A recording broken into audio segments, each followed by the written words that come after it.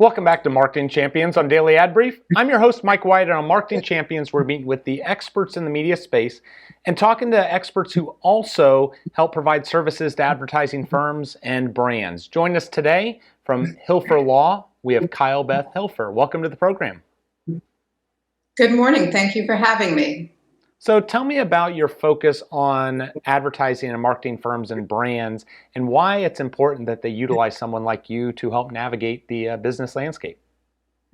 Sure. Well, I am a branding lawyer, and what that means is I help clients launch, market, and protect their brands. I represent brands across a variety of industries: consumer products, hospitality, e-commerce, agencies, hospitality, restaurants, luxury goods, anything where it's mostly B2C in terms of a brand initiating its services and connecting with the consumer. And my job is to make sure that there is substantiation for all their claims about their products and services, and to help them develop their contractual relationships, to provide risk protection for them, and also to set up a legal framework for all of their marketing campaigns. On any given day, I may help a client with sweepstakes, contests, loyalty programs, auto renewal services, charitable marketing programs. Those are just to name a few.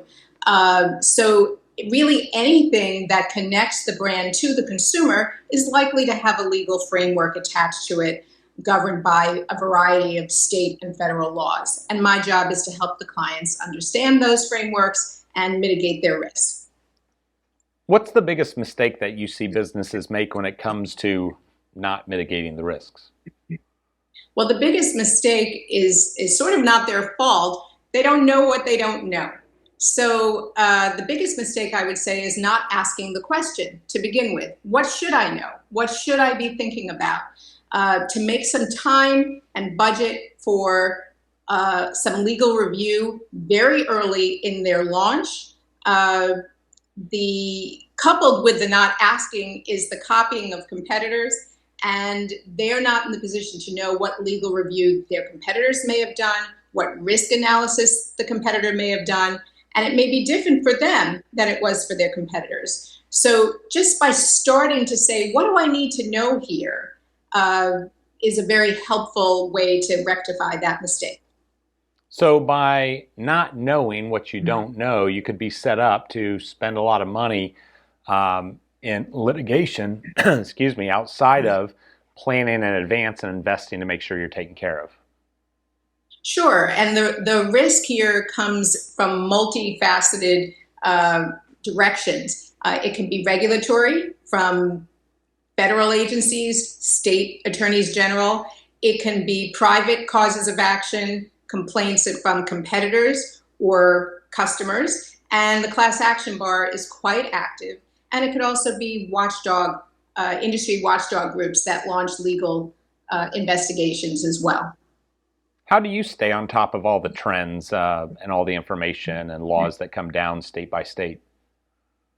It's a lot of tracking. There isn't really a central source of information for attorneys who practice in my area. We really have to follow a variety of sources, whether it be FTC press releases, state AGs put out a lot of information on their cases on a monthly basis in a some centralized space, sometimes not centralized.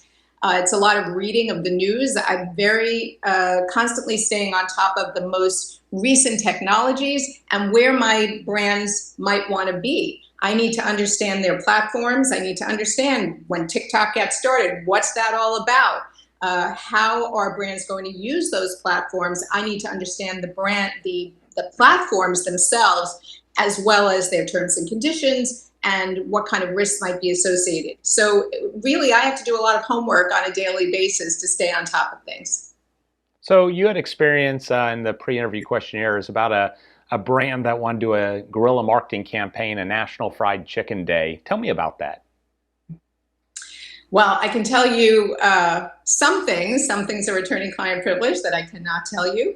But I I will say that it was a fun campaign to work on. First of all, I did not know there was a National Fried Chicken Day, so that was something new for me. I guess I don't eat enough fried chicken sandwiches. And the idea of launching something creative in real time that mitigated against third-party risks was really a lot of fun. I would say that guerrilla marketing in particular is one of the more tricky areas for brands to manage risk around. There's some risk inherent in it. It just, you can't do away with that. But the idea of working with the client to get the creative message across while mitigating the risk was really my challenge. There's no point in my coming out there as an attorney and saying, well, you can't do this, you'll have all this risk associated with it.